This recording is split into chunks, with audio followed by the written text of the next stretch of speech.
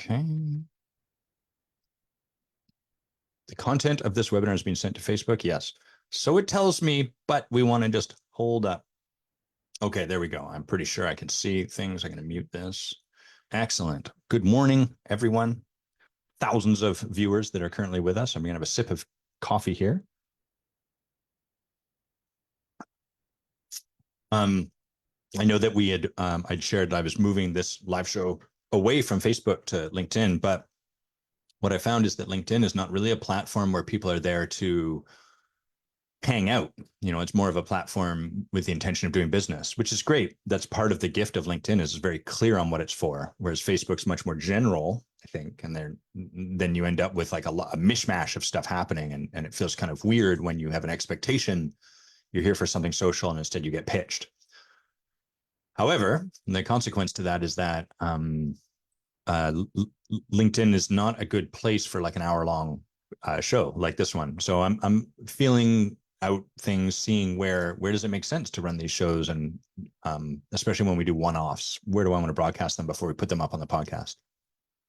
So we've got a great guest today. I'm really excited to have her on the show. I'll talk a little bit more about her later, but as any of the watchers, viewers of this show, and anyone who listens to the podcast knows, when people want to be a guest on the show, what I say is, yeah, but it means you got to come and be in a coaching conversation with me, because that's where the magic of this work is being in the moment and giving people the opportunity to see someone kind of working through something in the moment. And the reason I feel that that is so valuable and important is because all of the coaching and leadership and management and whatever personal growth advice and suggestions and feedback and stuff like that, it's all so simple in concept. It's very, very simple. It's obvious, but in practice, it's very challenging. And so where the sort of stuff I find moves the needle for me, and hopefully for you, is where we get to witness someone in that moment, being in the practice of applying this stuff, as opposed to just sort of like, oh yeah, of course, do that, do this, do that. And Laura jumped on that and was like, totally, I'm super excited. I'm really here for it. So I'm really stoked. We're going to have a really fun conversation together. Before we bring her on, I'll share a little bit about some stuff that's going on for me. And I think the big thing that I want to share today is just about I think I'm just going to check what I wrote in my calendar. The post that I wrote for I set a reminder here, and it says, where are you? Write about being a colossal failure. Also, here's what it says. Also write a piece on being a colossal failure. So I want to share a little bit about that. And the context here is we run this program called The Forge, which you've probably heard of at this point. We plug it a lot. And each year, as The Forge has grown, we've done different things, added different things, tried different things. And one of the things we've noticed is that people at the end of a year of working with us often want to join our leadership team. And when they come on board to the leadership team, they often have this experience throughout the course of this year leading with us, where they realize like, oh, this is different than what I was expecting. I thought this would be cool. Like, I'd help you put on the program. I didn't realize they didn't realize what a high gradient it is to have your leadership developed. You kind of get a lot of your blind spots reflected to you. And during a participant year, it's okay. You can do anything you want. You can be like, oh yeah, well, that's my blind spot. It's not my fault. And you're right. And that's the end of the conversation. Whereas as a leader, that doesn't work anymore. And so we actually stand for you not only to see this blind spot, but to do something about it. And that's very uncomfortable, because often our blind spot's very justified. The reason we're showing up that way in the moment is justified from inside our paradigm. And so when people have this experience on the leadership team, they can often feel like, oh, well, I didn't realize this is what it's going to be. And then they can be a bit disempowered, not really enjoy that year. And so we created this group called an advanced practice group for people that wanted to do more work with us, wanted to stay in this conversation, but didn't want to continue down the leadership track. And when we first sort of started talking about this, people were very enthusiastic about it, really excited. Oh, this is a great idea. I really think this is the thing. Thank you so much. A lot of enthusiasm. And then as we sought to enroll people in it, we got crickets, nothing at all. And so, you know, we set space on our calendar, began working on a curriculum. We did a lot to set this up. And then as of this week, tore all that down effectively.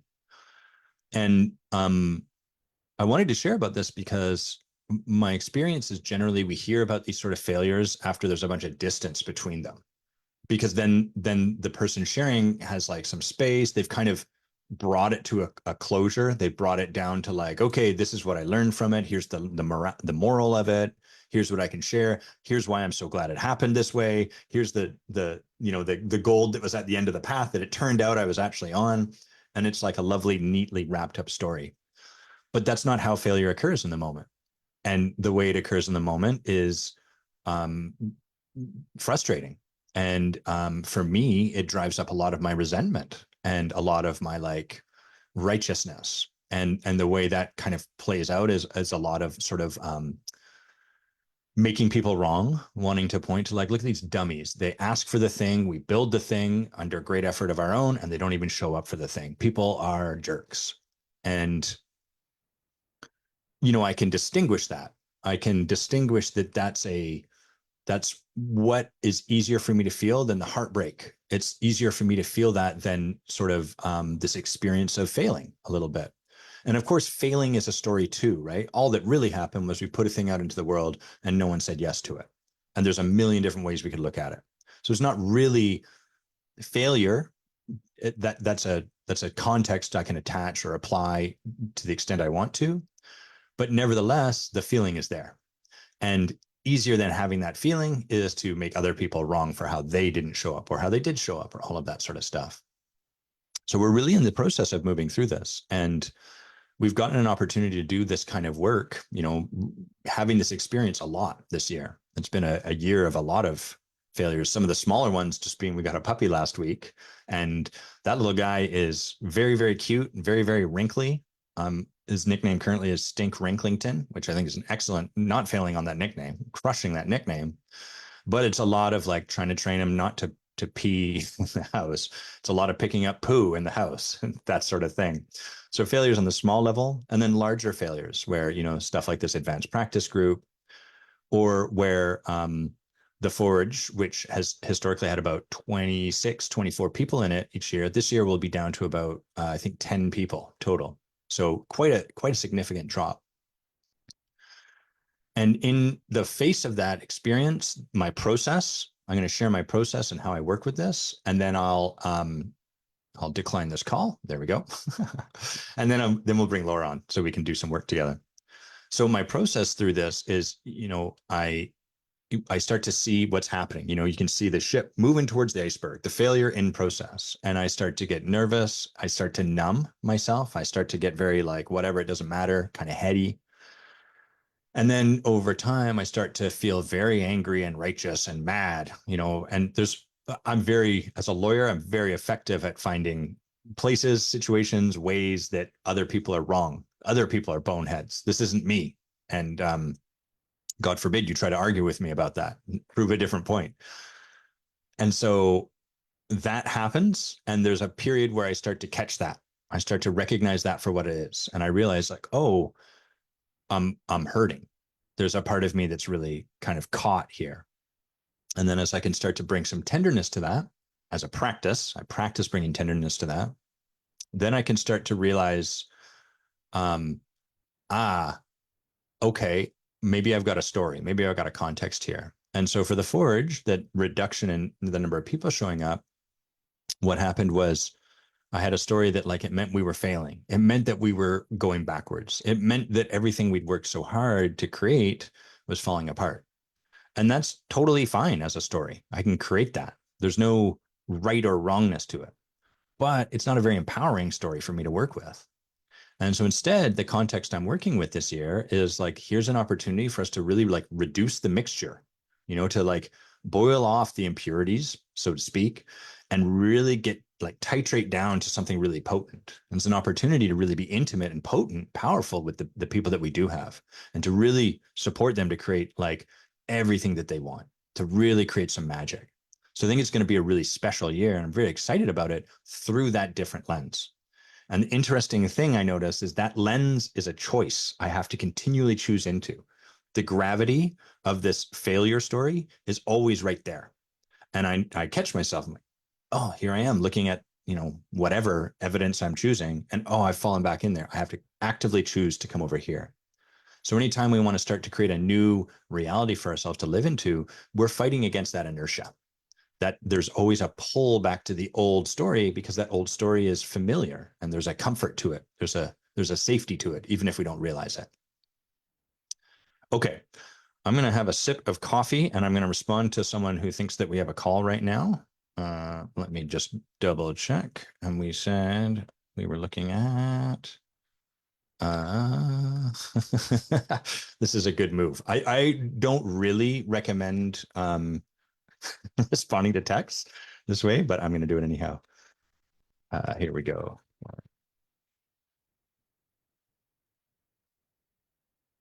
Okay, there we go. All right, let's have a sip of coffee.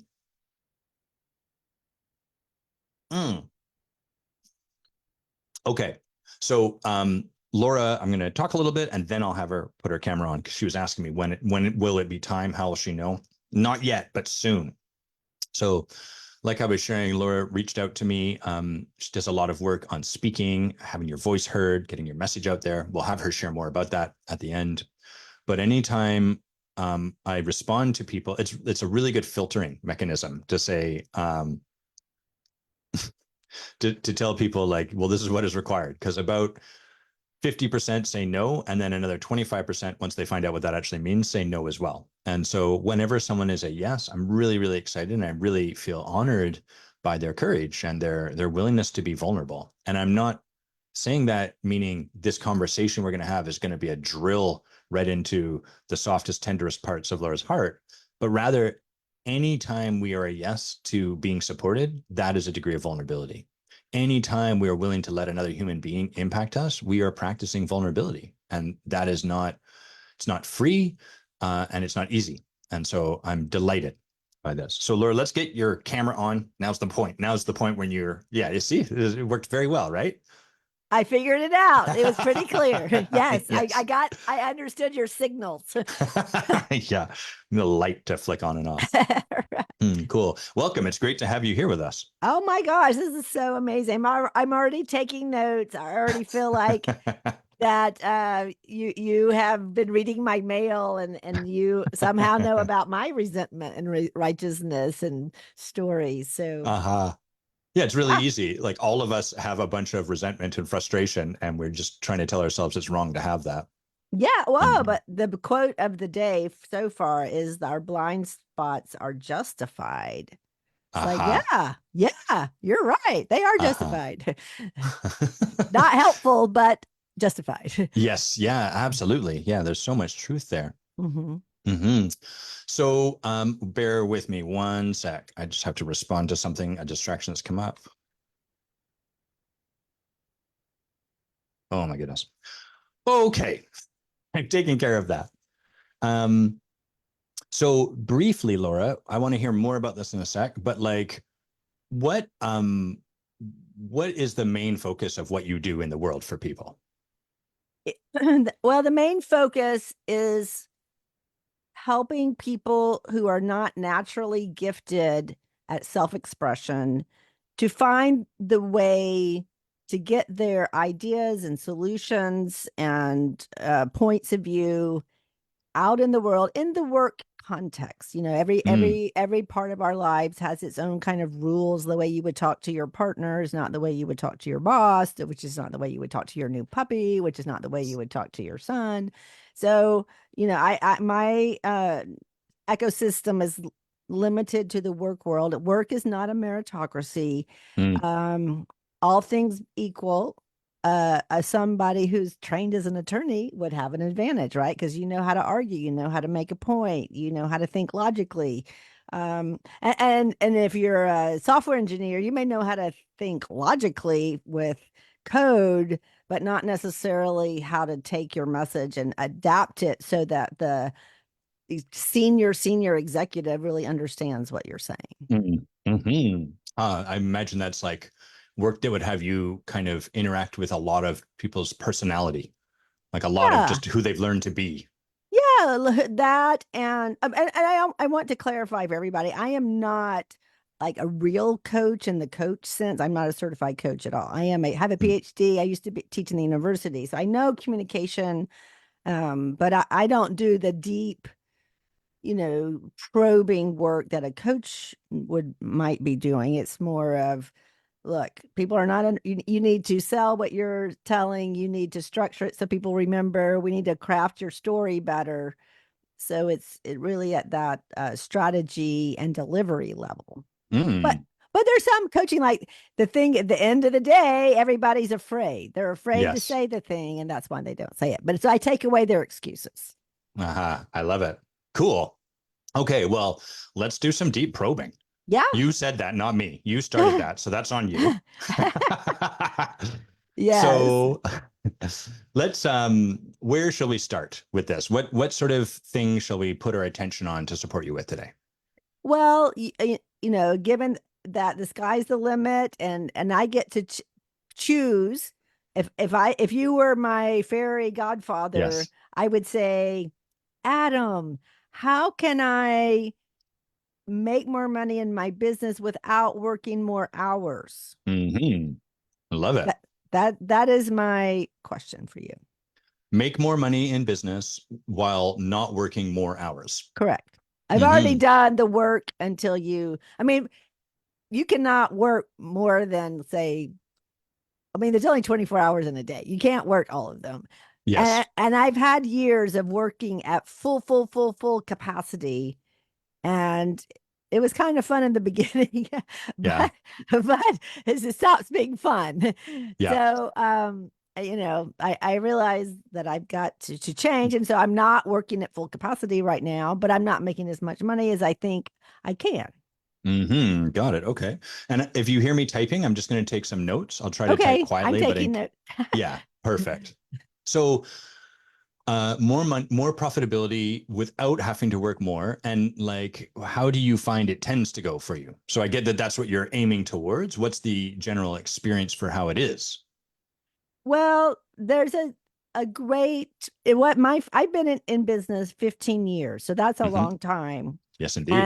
And a lot of business success is just from staying open, I think. Like the more every day that you're open, it means that you're probably going to be open more days in the future. So I have a lot, it's just referral base. I'm known in certain circles, and I don't take much time for too much marketing because I'd rather be making money than marketing. Mm-hmm. Um, so I feel like there's something there. Although, I have a podcast too, which is my marketing tool. Mm-hmm. It's not working in that sense as well as it could be. I've also had the experience, they say that in coaching you need to launch group programs, and I've done a They do few. say that.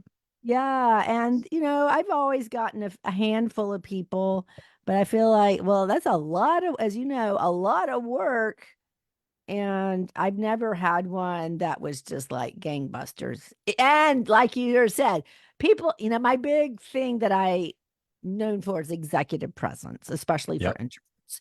And so like I can get you this, executive presence mastery, but are you going to pay money for it? Uh-huh. So, and a complicating factor is that, this is my story, that a lot of my clients, their companies pay for the thing. So it's sometimes it's not dealing directly with the person who's going to pay the bills, but let's say Adam pays for coaching for his team because he thinks they need to communicate better. Mm. So are we talking sort of like is this kind of more like how do I market my services more effectively, or is it more like you've got more work coming in than you know how to work, like how to No, handle, or no. is it sort of like wanting to raise your price or something different No, altogether? I don't think I can raise my price. I have a band. I don't have a fixed price, but I have a Hmm. band, and I mean, my top rate for coaching is $500 an hour. Hmm. So in my story, like that, nobody would pay more than that. So that to me seems like a lead ceiling. Okay. But So I don't have a story over here about like what is or is not possible. If you were to Mhm. tell me, hey, I want to charge $1,000 an hour, I trust there's a way we could find to do that. But it's only worth looking down that path if that's what you're seeking. And my question is more like, what is it you're really, let's imagine we were able to create more profitability Mhm. Mhm. while working less. How would things look different on the other side of having created that?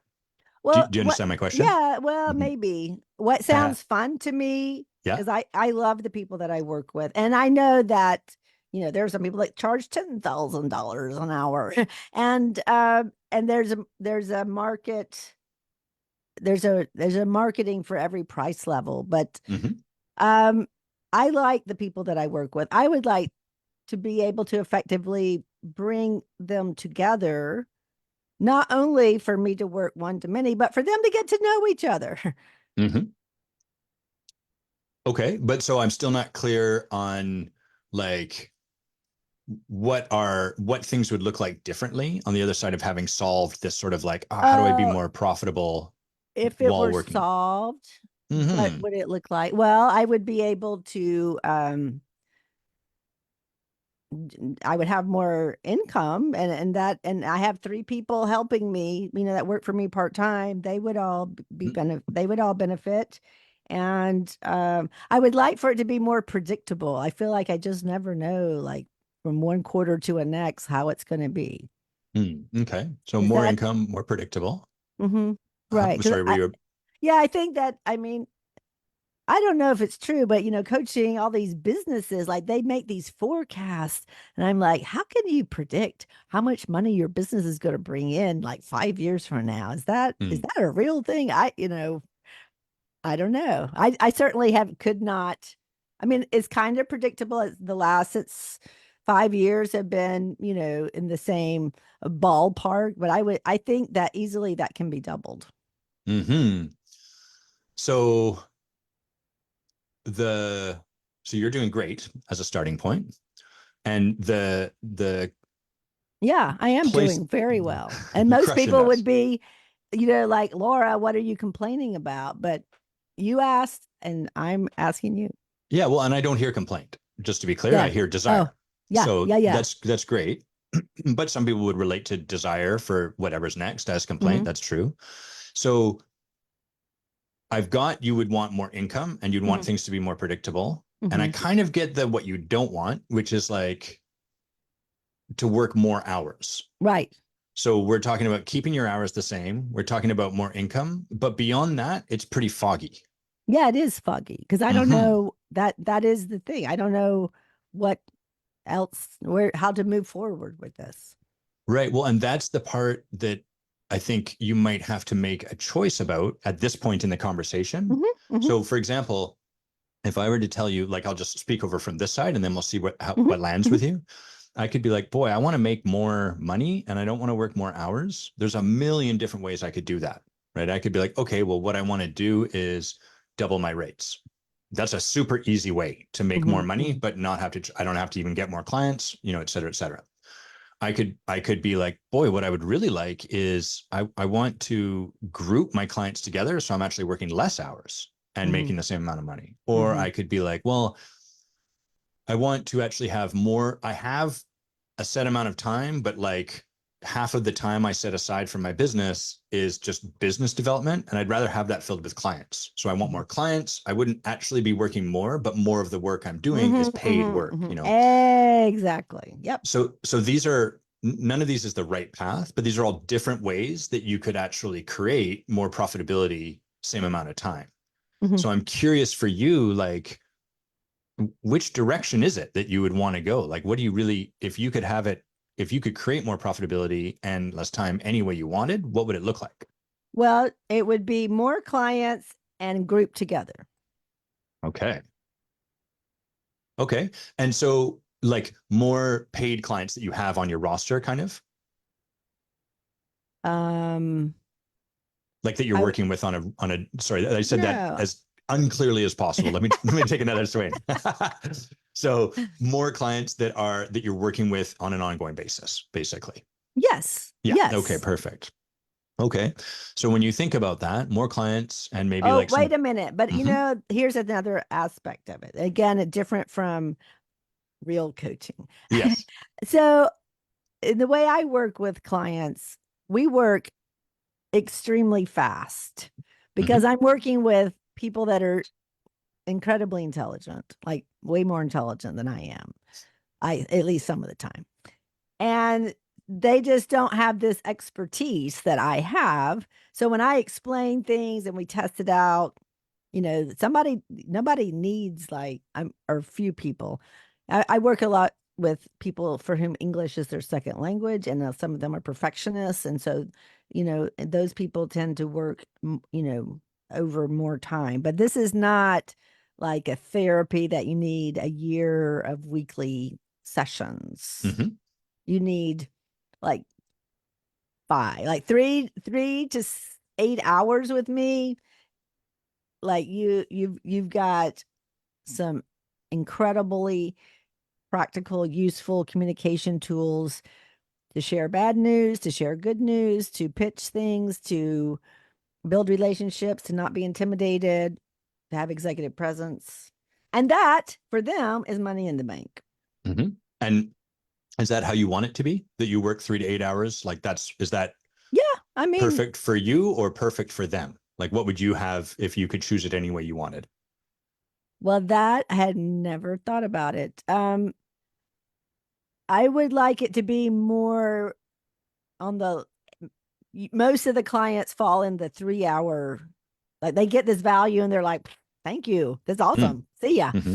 and Yeah. and yeah, and then yeah, I would like it for it to be maybe go deeper or more practice, more feedback, input on how they're actually implementing the things, so Uh-huh. that it was more on the 8 hour and fewer at 3 hour. What would you say would be the ideal amount of time? 5 hours. Okay. And did you just do the thing where you like find the middle point, or is that Yes. genuinely like, boy, 8 hours would I? I mean, I think 5 hours would be good. I don't Okay. know. I mean, maybe 8 hours would be better. I really don't know. I'm an extremely like hustle person, and people have different orientations, whether it's towards process or relationships, and I am results. Yeah. So like very little small talk, just like let's stick to business. Yes. But it sounds like, and it's really important to hear you check my feet, Hmm. not that you Hmm. take what I'm saying as Yeah. truth, but it sounds kind of like for you, you're accepting. You have a lot of space. Hey, if it's 3 hours, it's 3 hours, no problem. No, like Yeah, value will be created. But that absolutely. I think when my intuitive sense is that you're like, but it would be, we could do better, like with more work. Like ideally, we'd spend a little more time on the mat together. Yes, because the thing is, understanding something intellectually and being able to pull it out of your mouth when you're under intense pressure Uh-huh. is not the same thing. Got it. So but again, the people that I'm working with, super busy, they feel like oh, I got it. This is amazing. You changed my life. See ya. Mm-hmm. Mm-hmm. Yeah. So I want to pour some tea. That's what you're Yeah. hearing there. And I want to make a reflection, which is the first thing I hear is that one of the things that's really like quite delightful about you is you're very accommodating, Yeah. very agreeable, like willing to sort of meet people where they are, and Mhm. like, hey, if this is the value that's there for them, that's all fine and good. Like Yeah. you're not a you don't occur like someone who complains a lot, which No. is hilarious. That then your friends are like, why are you complaining about that? It's like you're talking to the person least likely to complain in the world. That's funny that you see Yeah. it that way. Yeah, Um, I am agreeable to that, to my clients. Yes. mhm. I want them to, I mean, to me, I'm here to help them, not the other way around. Yes. But I also hear the flip side to that is sort of like, it sounds a lot like you're creating your desire is landing inside of here's what will be accepted. Here's what my people will be a yes to. Oh, Therefore, I right. will be okay with that. And that's okay. Yeah. But Um, if you want to create something beyond that, Mm-hmm. the possibility I want to invite you into is that it doesn't have to look that way. Like that you Okay. could enroll people in like, hey, here's the best way to spend our time together and have them be on Mm-hmm. board for that, Mm-hmm. as opposed to Mm-hmm. just getting stuck at, well, they just don't have time. They're blah, blah, Mm-hmm. blah. Is Mm-hmm. this making Mm-hmm. sense what I'm reflecting? Absolutely. Yes. So we And can look, yeah. oh, go And ahead. I mean, see, this is the thing that when you're just working all the time, I don't know, at least that's my excuse. Like I never asked Of myself course. any of these questions. Of course. And I'm hearing like my sense is that not only do you not ask yourself these questions, but there's like a reward for sort of sliding yourself into what you can get a yes from. Yeah, there is a reward. You get a client. Or here's some others I can imagine. Like if we were looking outside of this, sort of like, well, people are probably going to like you because you're very Yeah. agreeable. People aren't Yes. going to be like, oh, Laura, here she is telling me what she wants. Sort of like, oh, I don't have to, she's going to meet me. It's very easy to be with her. You're a very Mm-hmm, easy mm-hmm, person to be with. mm-hmm. Well, I So, don't know if my husband would agree with that, but it worked definitely. But I'll does tell it, him. is he, so around him, are you more on the agreeable side or do you swing out to the other way where you're sort of I like, sleep. Yeah, I think all my family would be like, well, mom with her clients, it's like they have a different experience. I mean, it's not like I'm this ogress, but hmm, most of the time, um, you are a human. exactly, I am Yeah. human, yeah, and I am more like have very high expectations of how things should be at home. Hmm. But with Right. my clients, I'm like, oh, it's okay, it's fine. So it's kind of the other end of the pendulum. Like with the clients, Yes. whatever is their world, and then at home, my world, my rules, Yes, a little bit. yes, Okay. yes. Yeah. Never thought of that. Yes. Yeah. Very common. So Is it? yeah, we tend to act out one side of the coin over here Hmm. in areas of our life, and then the other side of the coin over here. And that Okay. way, there's sort of like this uneasy balance, Hmm. you know. Um, So the question comes back to before we could shift anything. The way I hold this is that anything's possible. If you wanted something, we could make it possible. We could figure out a way to begin you down that path. Hmm. Before we go there, we have to get clear on like, what do you want, regardless of your circumstances, regardless of what you think people will be a yes or a no to, regardless of what you think would be available or the market would agree to, or your husband or your dog, or whatever it Hmm. happens to be. Hmm. What do you actually want? And so I'll bring it back to this question. Sorry, does that make sense? Because I want to Yeah. actually lay a little more track. Okay. Mhm. So if the way you show up in the world is what will the world be a yes to? And then Hmm. you bring to that way of showing up in the world the question sort of how do I make more profit while working no more hours? Hmm. It's going to get sort of tainted a bit. It's going to get shoehorned into that way of showing up in the world. Does that make sense? Absolutely. And I mean, I think what, my little brain is Your big brain. exploding, the big brain with the agreeableness.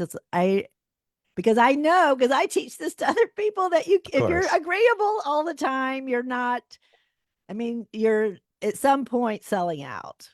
Mm-hmm. If you're always agreeable, I mean, not that everybody needs to be mean and ugly, but if you're like too agreeable, agreeableness is good, but too much is not good. And maybe I am too agreeable. Yeah.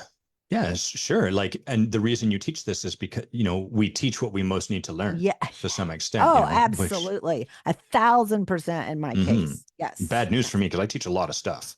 So, I'm a mess, but never mind that. So, where we are at this point in the process, like, I'm Mhm. just going to lay out some track for you and for Yeah. the audience. Yeah. Yeah. We can in this beautiful work that we call transformational coaching, the belief that the possibility we're playing with is you can have anything you want, Hmm. but step one is we have to be able to ask for it. Hmm. Hmm. And I'm noticing that's where you're getting stuck a little in your process. Yeah. And that's where we are in the coaching conversation is sort of like, okay, what do you want? And then instead of what you want, the answer that we get is, well, here's what's possible, here's what is Hmm. Hmm. available, as Hmm. opposed to, Hmm. damn it, this is what I want. So let's go. Sorry, go ahead. Something to Yes. share. Because when you say ask for what you want, I'm thinking, well, Adam, Uh-huh. uh, my clients are not, if I have a local company I'm coaching several people that at, they're not gonna, if I double my rates, I think they'll go elsewhere. They already complain about the rate that I give them. Mm-hmm.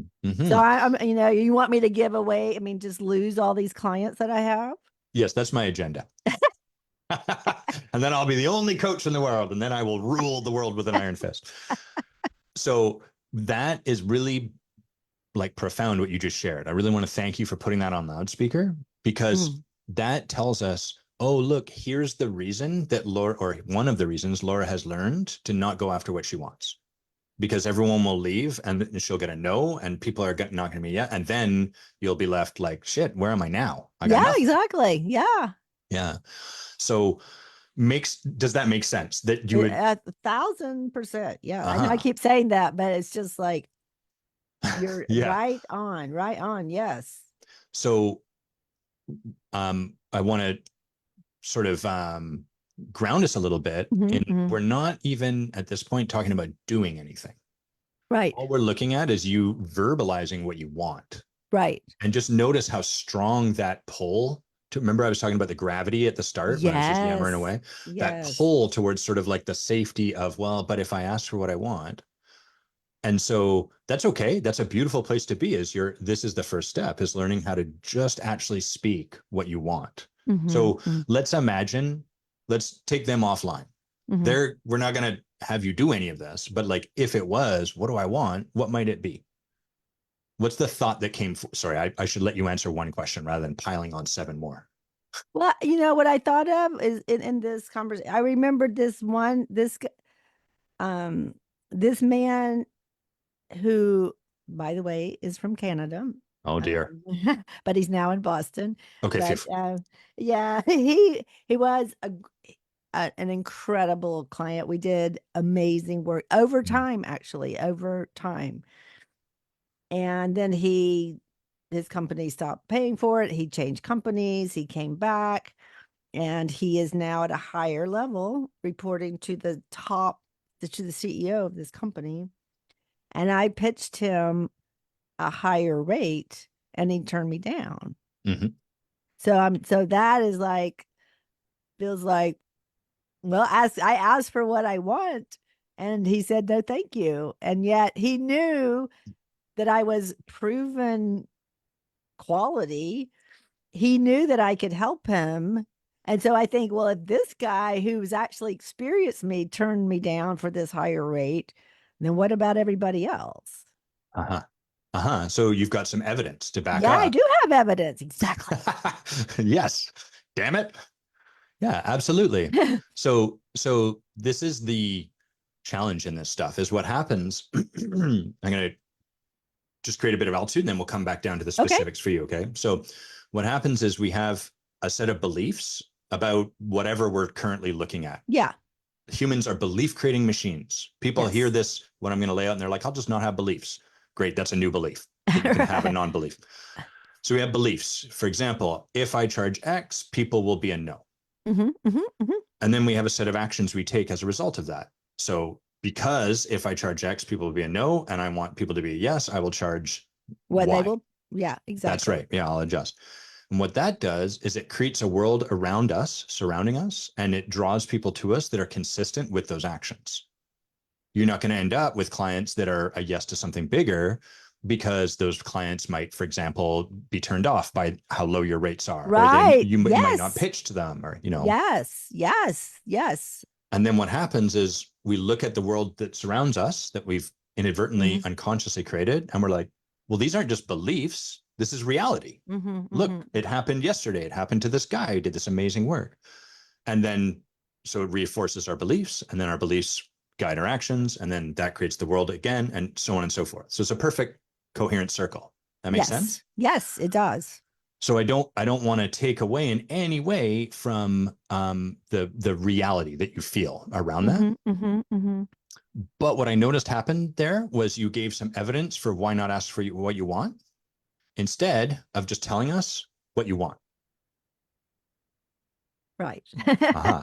Yes, you're right. Yeah. I did because I'm proving to you that You shouldn't. I can't. Yeah. So I'll what would lose it all my be? clients. What would it be? And I promise I won't share with them. Oh, I mean, well, that I got between $500 and $1,000 an hour for coaching people at the Well, top hold of on. What was that companies. number? Between 500 and 1,000 per hour. Okay. And currently you're 500 an hour. So what No, if you were well, no, really no, no. 500 is my top rate. I usually got it. get three. I usually get 300. Okay, great. So at least a 200 bump sort of as a Hmm. that's the Hmm. minimal and then up to a Right, thousand. Okay. right. There are a And few people that I've sold the higher rate to. got it. Okay. And what else would you want in I addition to would, that? I would like for them to just come to me. Okay. So like you just naturally have a stream of people coming to you. Yeah, maybe they could Mhm. come through the podcast or through word of mouth. Yeah, I would like for them to come to me. Okay. And how many, if you could have it however you wanted, if we were at the drawing board architecting what your practice ultimately ended up looking like, how many sessions are they doing with you? What's the sort Uh, of contract look like? yeah, contract would be 6 months a year, every 2 weeks. Um, could even do some VIP days in person, Mm. and with really, I mean, the thing I do really like about my clients, but now I'm thinking there's something there about the agreeableness is that they're just so smart and so they get results fast because they're motivated learners, right? Yes. Uh-huh. Tell me, how does that relate to what you're declaring you want? Like, what's the interaction between what you just I shared guess and I'm afraid that that once you get at the higher where you're able to pay more and you want to pay more and some, you know, amateur $500 an hour coach is just like, blech. Like those people, maybe I don't have what they need. mm, like you might not have what it takes or what they need or Yeah, I mean, exactly. That I mean, I don't know that I don't, but I don't know that I do. hmm. Well, and I hear like maybe that there's a bit of a fear that you Yeah, don't. yeah, exactly. Because I have 100% success rate. Uh-huh. And I mean, I've never had a client not get results. Hmm. But it sounds like the fear persists, notwithstanding that. Well, I hadn't really noticed, but yes. Yeah. Yeah, it's funny. That's kind of the way fear works. Is it Yeah. we try to throw rationality at it, Hmm. Hmm. like, well, I know I don't need to be afraid of people thinking I'm a jerk because people love me. And yet the fear, we can gather all the evidence in the world for 50 years and still our fear is like, yeah, but what if they don't? What if that Exactly. person over there doesn't? And the truth is some people won't, Hmm. Correct. right? And Because yeah, that's true. I do know that, but mm-hmm. I So don't want to be like not have any clients either. totally. So okay, so let me first share what I heard you say is like in the ideal world, what you would Hmm. love, $500 to $1,000 an hour. Hmm. You're working with people for 6 months to a year. Hmm. You talk every 2 weeks. So it's sort Hmm. of like between 12 and 24 conversations with you. Hmm. Yes. Mm-hmm. Nice long time to you could really do some deep work with them, I bet, Yeah, at that point. exactly. Yeah. Yes. And then you draw people to you through your podcast, word of mouth. Like that's how Hmm. your business tends to grow. Hmm. Hmm. Uh-huh. Okay, Yes. great. Anything now that I've shared, like reflected those parts, anything else that feels like, oh, it'd be pretty cool if I had this, or, oh, what about that? Well, I mean, to me, if I got this would be like amazing. Cool. Okay. And so now that you've got that in front of you and you're kind of looking at it, Yep. yeah, tell what's showing up for you. Tell us about that look. Explain your Like face. I've written it down, Uh-huh. and so that's you know being old school. I like it was, and research shows that writing it down with a pen it sticks more in your brain. So it's definitely more in black and white. Mm-hmm. And this is not what I have. Mm-hmm. And like I'm thinking, well, how am I going to do this? Like that Mm-hmm. looks really hard. Yes. Okay. So one of the things showing up is like, how will I do this? Hmm. Anything else coming along for the ride? Well, I mean, just, I'm writing this. How will I do this? Like I've tried things before and it didn't work. So, I kind of have a formula that is working. Yeah. I'm making a decent living, actually comfortable, working from home. And so maybe I'm risking the good Yeah. for something better, but I might not get it. It Uh-huh. feels risky. Yeah. Thanks for sharing that. So, Laura, what you're doing is a beautiful job of helping us all see why transformation just doesn't constantly happening all the time. And by transformation, that makes it sound a bit fluffy. All I really mean is like we're reliable for a particular subset of results. Yes. And then there's a greater subset that just seems out of reach. And you're doing you're doing a beautiful, authentic, intimate job of sharing with us. Why not? And so as you start to look at what you really desire, you're Mm-hmm. getting present to that desire. What's showing up is like, well, one, how the heck am I going to do that? Mm-hmm. That's the Mm-hmm. first thing. And then the second thing is, well, but look, things aren't really that bad. So why even take the risk? Like why Exactly. not stay where we are? Exactly. Mm-hmm. Exactly. That's exactly my thought process. Like, Uh-huh. because I've worked very hard to get where I am, right? And Totally. I don't want to lose that. Yes. Yeah, absolutely. Okay. So we've got that and anything Mm. else showing up. Like, and I really invite you, like any of the stuff that's like kind of objections, just to even looking at your desire that shows up. Well, it just frankly, I just think I'm lucky to have gotten where I am. Mm-hmm. So, I didn't go to no fancy college. I went to college, I have a PhD, but no, I didn't Yeah. go to Harvard and I'm not upper crust You're and not even an astronaut for I'm crying out not an loud. astronaut. Yeah. I've I never mean, had to cut off an arm to right. survive. So, Okay. So sort of like, who am I yeah, who am to go I? after this? Yeah. Uh-huh. And I'm already known, for this in this certain market. So Yes. these other people, like Laura, who? Mm-hmm. Mm-hmm.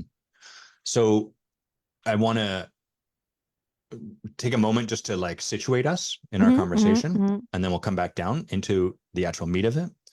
So, um, let me just let me situate myself first. That would be helpful. Um, what's happened is we've gotten you present to your desire, Hmm. and you're more importantly, your desire beyond where you currently are. Yes. That's what I call possibility. Okay. Possibility is anything outside of predictability. Okay. That makes sense so far? Yes. Mm-hmm. The irony of possibility is it generally occurs to us as impossibility. Right. Here's what I know how to get, but all that Yes. other stuff is like cool for other people, but for Yeah, me, exactly. couldn't do it. Yeah.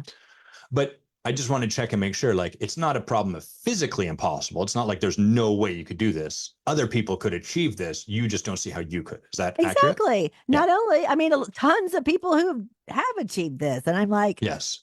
What's your what? problem? Yeah. Yeah. Mm-hmm. Yeah. So when we get present to Hmm. possibility, and there was some resistance to get here. Fair? Yes. Yeah. Yes. Yes. And the reason for that is because possibility shows up in equal and opposite countermeasure with fear. Mm. That's why we don't already have it in our lives. And the fear takes the shape of whatever stories we learned, whatever beliefs we have that are safe and allow us to thrive where we are currently right now. So, if you start to go after this Hmm. sort of desire, you might have to confront this story of like, you're not enough, Hmm. or Right. like, who the hell do you think you are?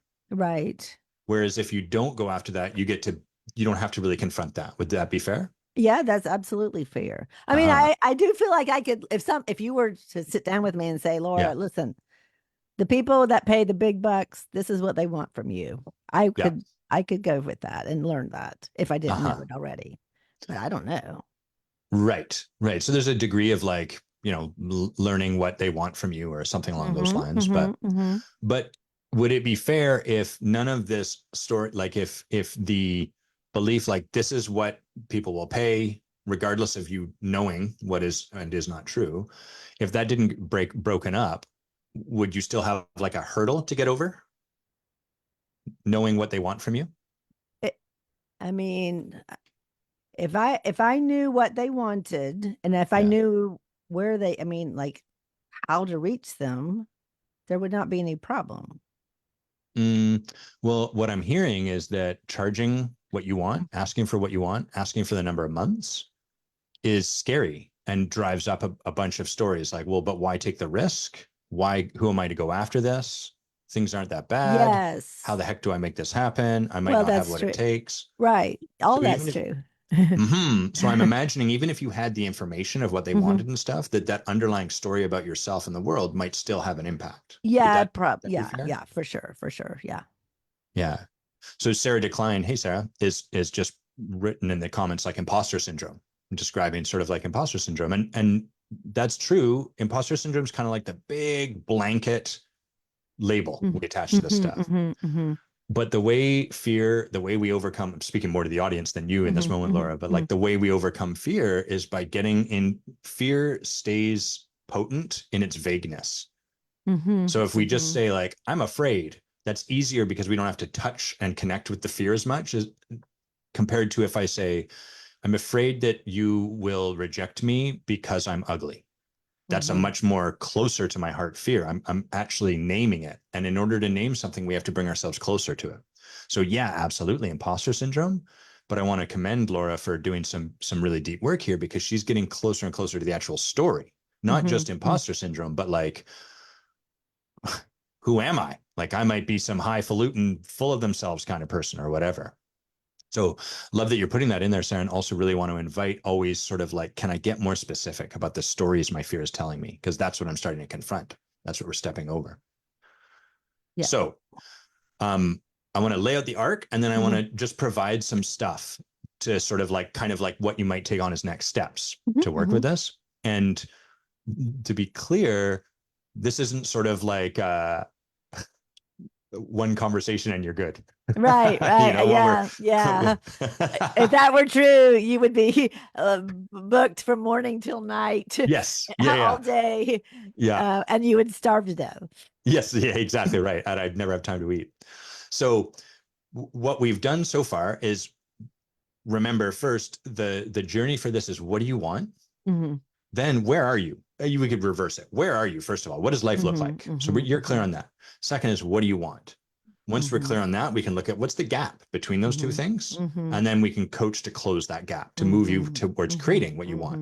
hmm, hmm, Where hmm, you and I have gotten to, we got clear on what you want, where you were, and hmm. then pulling out what you wanted, there was some resistance to that because Yes. it would mean X, Y, and Z. And if you went after that, and maybe if you feel the desire for that, but are present to not yet having it, there might be some heartbreak associated with that, et cetera, et cetera, et cetera. Yes. Yes. And as we've gotten clear on what you've wanted, it's sort of the fear has started to make itself known. Who are you to go after Yes. this? Who do you think you are? You know, all of that. And what we tend to do as humans when we feel that is rather than just be with that fear, we pull what we want back down to where we are. You know what? I'm okay with what I have. And that's Yes. beautiful until it becomes kind of like resignation. So that's the arc of where we are. Hmm, hmm. And what you've done is really courageous, which is start to like even just distinguish for yourself, what do I want? That's the first step. Yes. Mm-hmm. Yeah. I mean, through this conversation, I've actually articulated what I would. I don't know if I was afraid, but or too distracted, or I don't know. I think what you said about the fear stays potent in its vagueness, Mm-hmm. but it's not just the fear; it's the lack of decision. You know, because as long as you're just vague, you want to do more or Yeah, different, but you're not. I mean, you can't really move forward in vagueness. exactly. And that's the danger of declaring what we want is that it's like, shit, now I can see the thing. Before it was Yes. just like, I just don't want to be here. Right, exactly, which is yeah, and I've been in that place a long time Right. because this So, where I am is not bad at all, and I'm very grateful, but yeah, I know I can I know if you were to introduce me to, Joe Blow and yeah, he charges $5,000 an hour as a communication strategist, and I were to talk with him, I'd probably be like, this guy's not that good. yeah, Uh-huh. like 100%. Okay. So So I want to provide some practices. Yes, And I'm and writing. and they're really like a practice as opposed to like a check off the Okay. box, sort of like Mm-hmm. meditation's a practice. It's something Okay. we just practice at. Yeah. So you can't really fail at it. All there is to Okay. do is to practice with it. Okay. Okay. So one will start really general, which is I would just invite you to practice identifying your desire moment Mm-hmm. by moment more often. Mm-hmm. Mm-hmm. There's a second part to that, but I'll let you finish writing first. Yes, because I'm so many times it's like, what can I pull together? It's like, Yeah. just to give an example, it's not what do you want for lunch? It's like, what can I pull together that's, Yeah. halfway decent in Yeah. the That's time that I available have. given my circumstances. Exactly. Yeah. Exactly. So the second part to this is to really notice when you're like you're shrinking down your desire to fit inside what's there. Okay. Okay. Yeah. That's a happens a lot. Uh-huh. So this isn't about doing anything with your desire. Mm-hmm. It's not Mm-hmm. about making other people wrong for the fact now you're like, hey, I actually want this and fuck you for not letting me have. It's not about that. This is Yeah. more just about starting to be able, because it's been a really effective strategy to sort of shrink your desire down. Mm-hmm. So it's like almost Mm-hmm. right sized in a way. You're just starting to check in with that and to feel that muscle a little bit more, to unatrophy it. Make Right. sense? Yes. Yes. Yes. For bonus points, you can practice asking for what you want when you just start to discern it. Like, oh, Mm-hmm. actually, what I want, husband of mine or wife of Mm-hmm. mine or whatever it happens to Mm-hmm. be, boyfriend, I want you to go to the store and get me an ice cream. Mm-hmm. Mm-hmm. And you Mm-hmm. know you'll be practicing when it'll feel a little icky when you're Oh asking for what yeah, you because I'd want. much rather just do it myself. Uh-huh. Yes. And no matter how they respond, not the point. Hmm. Okay. You asking for what you want is the victory. That's the step Okay. forward. Okay. I love this. Not the point. That's very helpful. Yeah, it's not, you know, a friend of mine once said that she was saying that you can use the right logic and make a good decision based on the information that you have and it still turn out poorly and you can make a bad decision that turns out great. So you can't, the immediate result, you can't always use to determine if what you did was appropriate or not. I Mm-hmm. think that's an interesting, it's not like a multiple choice question. One answer is right, the other ones are wrong. It's like, Yeah. it's more nuanced and layered than that. And um, the the reason you've learned to dim your desire is because Hmm. you have a story that people will say no. Yes. The practice here is to take them out of the picture entirely and just develop a muscle in asking for what you want, Okay. because that's the Okay. only way we will get what we want. I mean, the alternative is what a lot of us do, which is sort of like, I don't know, I'll hitch my wagon to someone who looks like they're kind of getting kind of what I want. Or maybe if I Yeah. do enough for them, they'll eventually give me what I want accidentally. And sometimes that happens. Yeah. Yeah. But if you practice just asking for what you want, sometimes they'll say no. Amazing. You asked for what you want. And sometimes they'll say yes. Exactly. Amazing. You asked for what you want. So that's the Yes. practice. Yeah. Yes. I love that. Thank you. That's as somebody who, most of the day is telling other people how they what they do, it's nice to be on the receiving end and somebody pushing me and asking the questions that I just haven't taken the time to ask myself. I've been comfortable with the vagueness, and that Mm-hmm. one day things will show up or it'll be different or when I've been in it longer Yes. Yeah. and Eventually. Right. eventually, exactly. So here's the thing you can do specific to your coaching, Hmm. speaking, whatever practice you want to call it. And again, this has nothing to do with, you don't have to do anything with your clients right now. You can leave Hmm. them exactly as they are. Yeah. So Yeah. that Okay. that part of the fear for now can just hang out, doesn't have to Hmm. worry. Hmm. Hmm. So what I would invite you to do is write for yourself, what would be available for my clients if they were work with me for 6 months to a year. Okay. Okay. Working longer. Okay. So at the top of that, when you start, you might write, okay, someone's working with me for 6 to 12 months, 2 weeks or 2 times a month Hmm. at $500 to $1,000 an hour. That's like Mm-hmm. their commitment. Mm-hmm. And then you're writing out what would that create in their lives. Well, okay. And I would invite you to look through the lens of like, I'll give you a moment.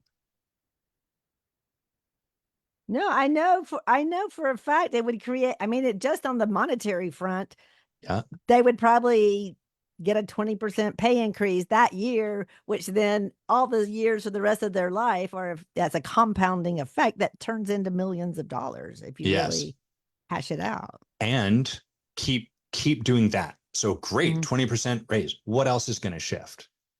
And what you're doing is you're exploring what would be possible if they made this kind of investment into their executive presence. Because until you can see that possibility, you won't be able to support them to see it.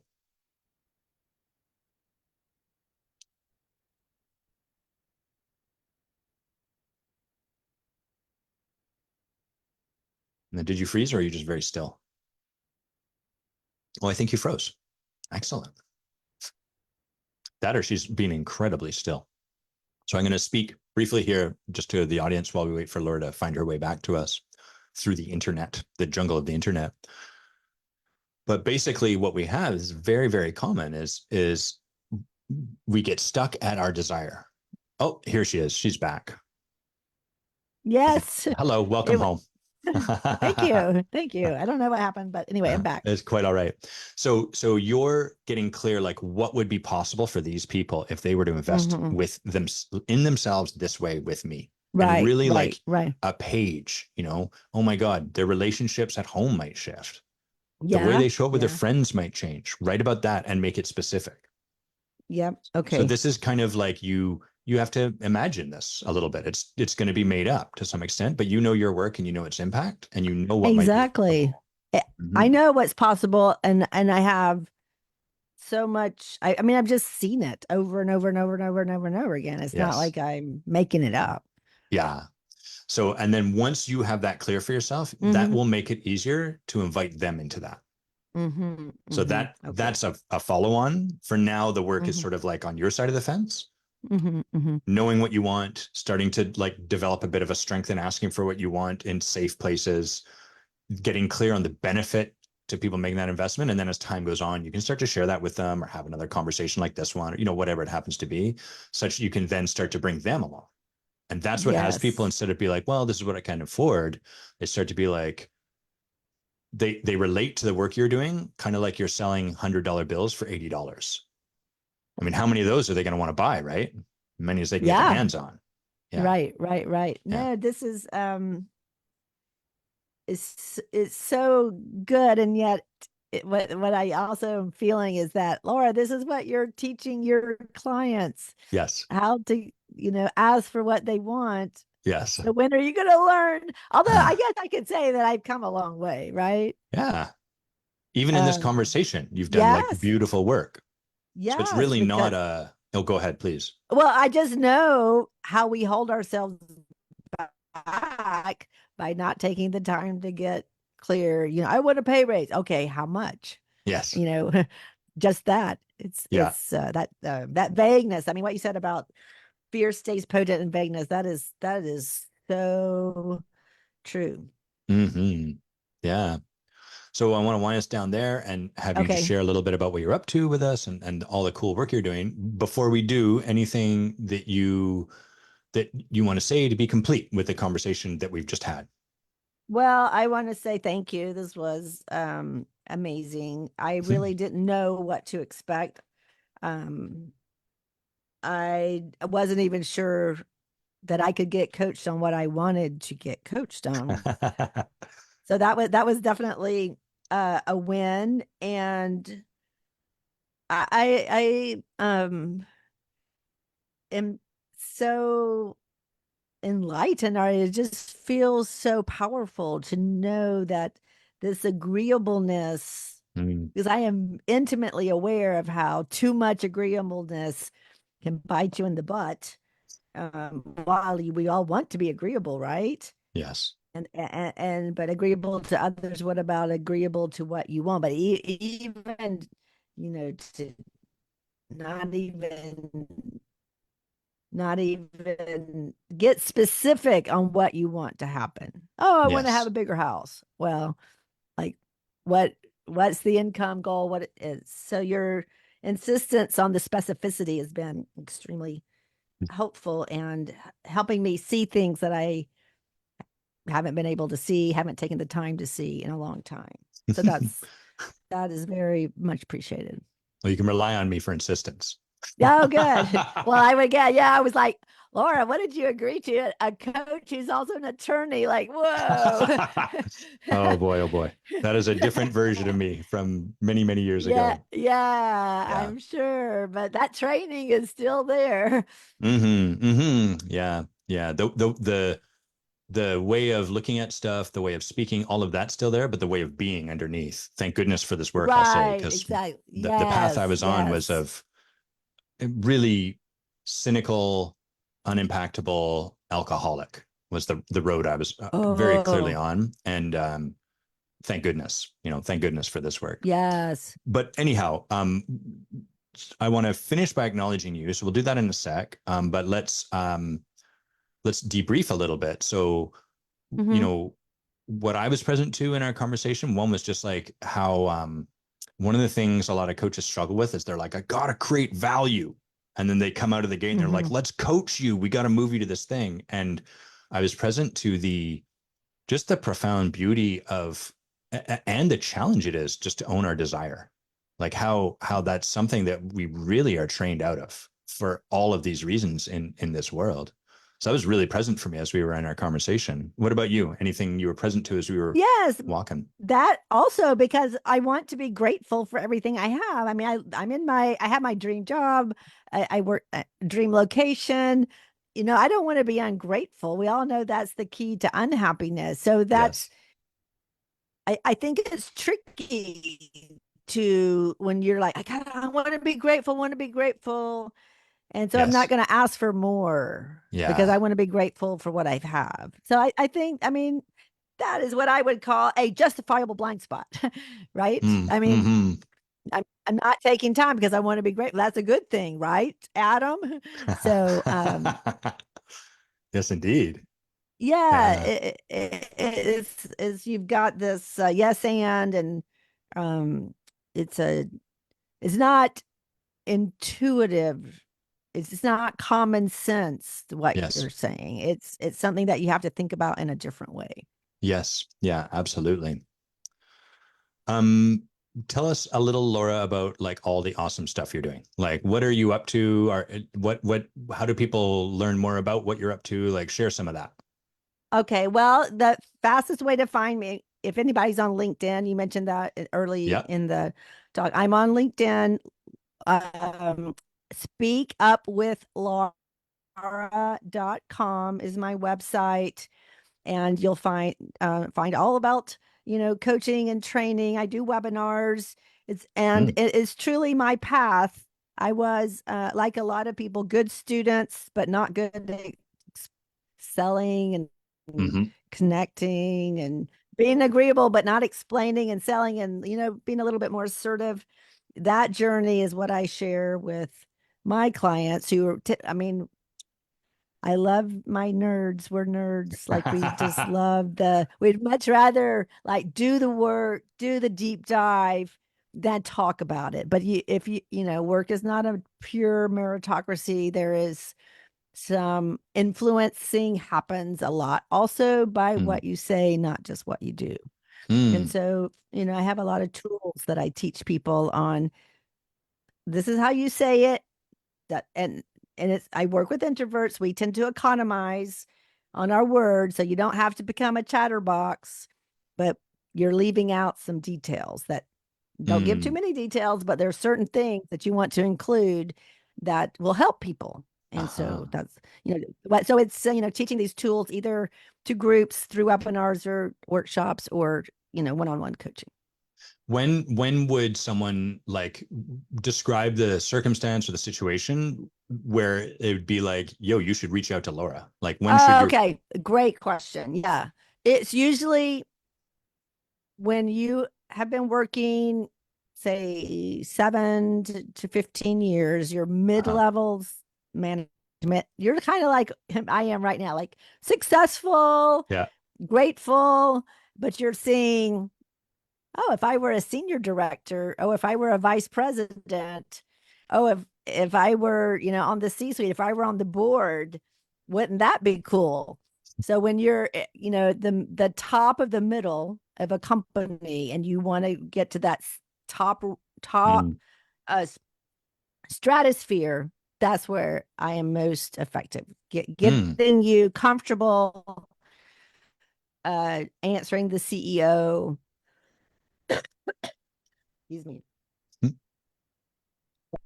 Sorry about that. You're quite all right. That or if you want a promotion, You just got to take a sip of tea. We drink tea on this show. It's perfect. of course you do. Or if you're applying for a job. So those are the times. Excellent. Got it. That's really helpful. That's super clear. I also really liked the like suspense that you put in there, sort of like drinking some tea, coughing a bit, right up to that very end. Like, what is it? This person is super effective. That's right. That's the power of a pause. The power of a You're pause. You just start coughing, start drinking tea. Your podcast is Speak Up with Laura, is that right? Yeah, it's Speak Up executive presence. Excellent. It Okay, used to be great. called Speak Up with Laura, but now it's Speak Up Executive presence. executive presence, because executive presence is kind of a catch-all term Hmm. for helping people with confidence in the corporate context. Yes. Beautiful. I want to finish by acknowledging you and then we'll wind down. Sound good? Sounds great. Great. So your job here, Laura, is just to sit quietly and receive and like trust everything that I'm saying. So first, I really want to acknowledge you, Laura, for your generosity. Not what you do, like you do a lot of generous stuff, but as a function of who you be in every space you're in. And I'm present to that quality, one, just in the yes you were to this conversation and the impact it had on people that were watching. We've got a lot of like, thank you so much. I really saw something in our comments. But I'm also present to your generosity in the strategy that we've been pulling apart here.